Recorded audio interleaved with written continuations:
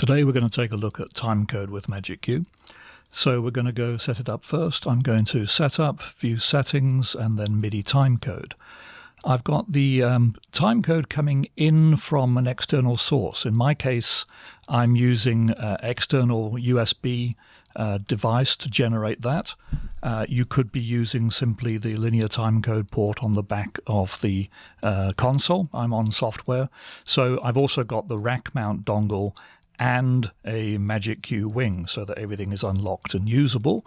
And I went to Tools and used the virtual USB MIDI setup to set that up so that I'm actually using my ADREM TC1 as the timecode input. Right, so that's our timecode input. If you're looking to send timecode from MagicQ, you can do that and be the master. And this is where you set what type of timecode you're sending, and in effect that's going to direct what device it's going to be output from, the console, or in my case my external ADREM USB. So let's go to a playback of cues and look at the most basic form of timecode. I'm going to want to fire these cues with incoming timecode at particular hit points. So I'm going to set them to cue timing. I'm then going to come to my halt column. I'm going to hold down Shift and hit Enter until it turns to TC. And then I'm going to set the timecode to say listen to external timecode. And I want to hold Shift and then record timecode. I'm now going to stop my external device.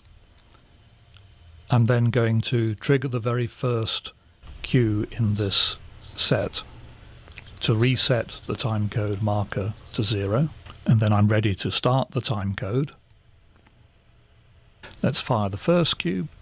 And then I'm going to punch in by using the Go button at the particular hit points in the timecode track until I've exhausted all the cues in my cue list.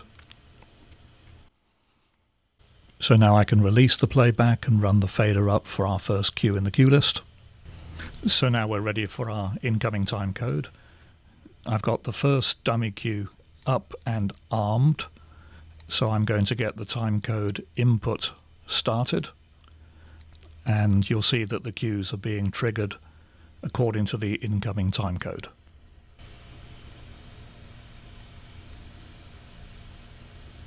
We can go back and edit those points numerically by entering data into the timecode column, or we can use the encoders to roll timecode forward and backwards.